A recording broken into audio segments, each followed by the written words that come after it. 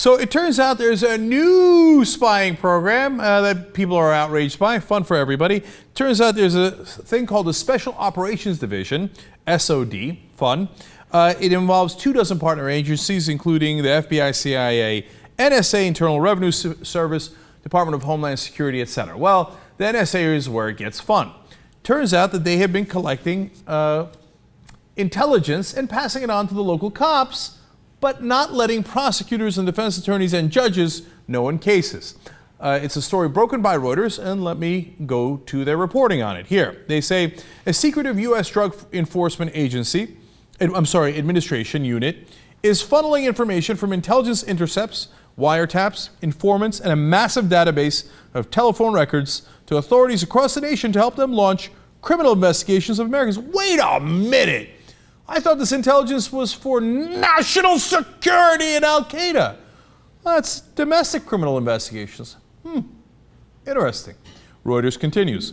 Although these cases rarely involve national security issues, documents reviewed by Reuters show that law enforcement agents have been directed to conceal how such investigations truly begin, not only from defense lawyers, but also sometimes from prosecutors and judges.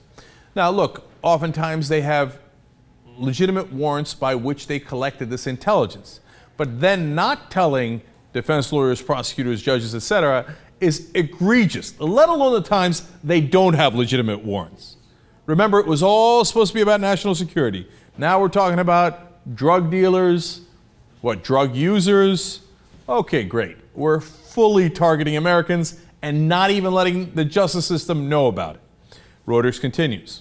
If defendants don't know how an investigation began, they cannot know to ask to review potential sources of exculpatory evidence, information that could reveal entrapment, mistakes, or biased witnesses.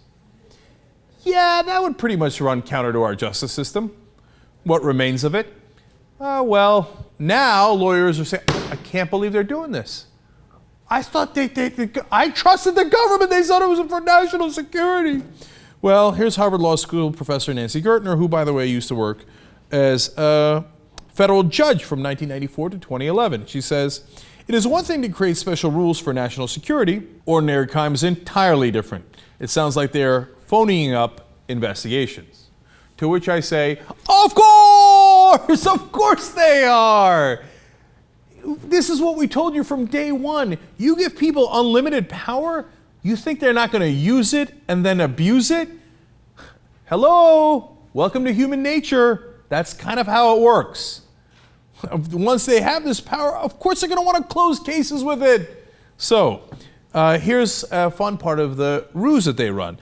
What they would do is recreate the investigations, pretending they never had that original evidence that began the investigation. It's called a parallel construct, okay?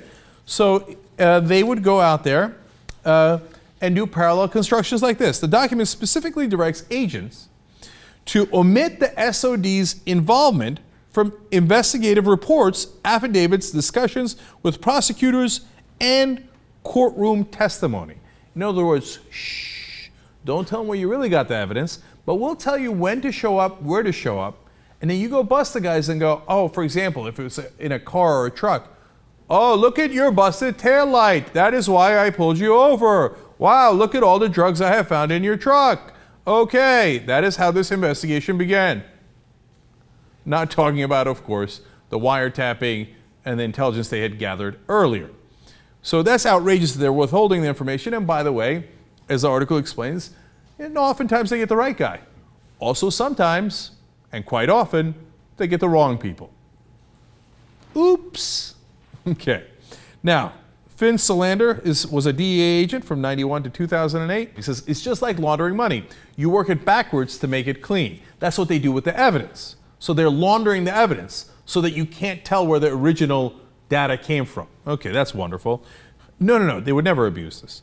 Now, Robert Speckle, who's a former prosecutor and a senior DEA lawyer, says, it's a balancing act, and they've been doing it this way for years. Do I think it's a good way to do it? No, because now that I'm a defense lawyer, I see how difficult it is to challenge. Oh. no. Oh, again, dude, don't make me do it again. Of course, of course. When he was a prosecutor and he used the secret evidence, he's like, oh, that's awesome. Now that he's a defense lawyer, he's like, boy, God, it's really hard to show your guy's innocent if you don't know where the evidence came from. Yeah, it's kind of why it should be illegal. And then finally, Henry Hackmeyer Jr., former federal prosecutor, says this. You can't game the system. You can't create this subterfuge. These are drug crimes, not national security cases. If you don't draw the line here, where do you draw it? And I got bad news for you, my friend. They're not going to draw it anywhere. If you keep letting them do it, they're going to do this, and they'll go further and further, and they will use it in every investigation, including ones they started not because anybody had done anything wrong, but that they somehow had angered the government, or someone that worked inside the government, or someone that was a private contractor that worked for the government and didn't happen to like you for his own personal reasons. Now they'll tell me, oh no, that could never happen. And sometime later they'll turn around and go, I can't believe that happened.